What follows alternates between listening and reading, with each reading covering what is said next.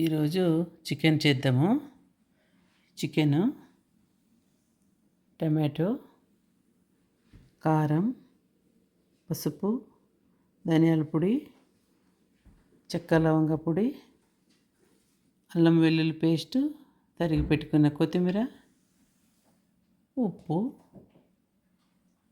Powder చేసుకున్న cashew.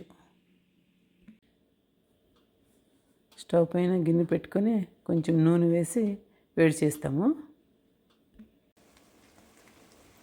ఇప్పుడు కాగిన నూనెలో చికెన్ వేసుకున్నాము. ఉప్పు పసుపు వేసి బాగా కలిపెడదాము కొంతసేపు.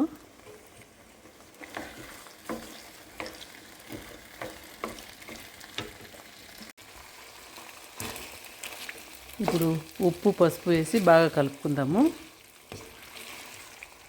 ఇలా ఆయిల్ రావాలా, అప్పుడైతేనే బాగుంటుంది. నీచు వాసన పోయి చికెన్ కూడా బాగా వస్తుంది. ఇప్పుడు కారము వేసుకుందాము. కారము, అల్లం వెల్లుల్లి పేస్టు, కొత్తిమీర వేసుకున్నాము. ఇప్పుడు ఇదంతా కొద్దిసేపు వేగనిచ్చుకోవాలి. మళ్ళీ ఆ తర్వాత టమాటో, ధనియాల పొడి అవి వేద్దాము. Cashew powder. నేను అన్ని పేస్ట్లు ముందే చేసి పెట్టుకుంటాను, అందుకే కొంచెం నాకు ఈజీ అవుతుంది. అందరూ కూడా అట్లా చేసుకుంటే బాగుంటుంది. ఏమి చెడిపోవు, ఫ్రిడ్జ్లో ఉంటాయి కాబట్టి చాలా బాగుంటాయి. తొందరగా అయిపోతుంది. బయటికి వెళ్ళే పిల్లలకైతే మరి బాగా టైం కలిసి వస్తుంది. ఈజీ.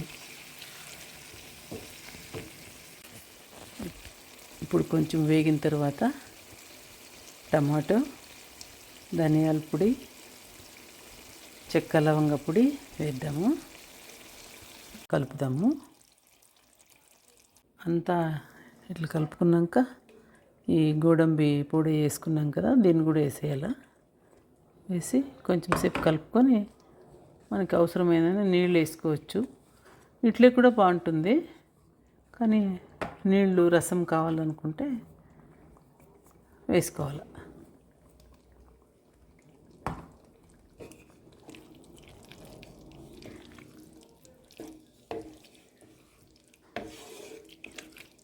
అన్నీ పేస్ట్లు చేసి పెట్టుకోండి అమ్మా, చాలా బాగుంటాయి పేస్ట్లు.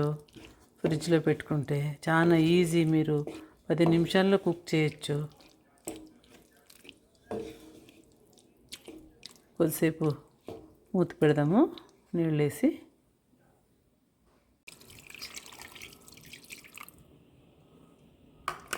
నీళ్ళైతే మీ ఇష్టము, ఎక్కువైనా వేసుకోవచ్చు, తక్కువైనా వేసుకోవచ్చు. వేసుకోకుండా కూడా బాగుంటుంది డ్రైగా.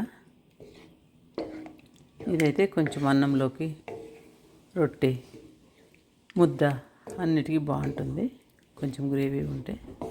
కాకపోతే వాటర్ వేసిన తర్వాత టేస్ట్ తగ్గిపోతుంది.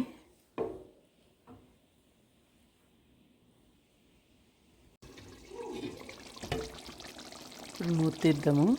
కొంచెం కలర్ తగ్గిపోయింది వాటర్ పడుతూనే, అయినా టేస్ట్ చాలా బాగుంటుంది. Okay, chicken ready.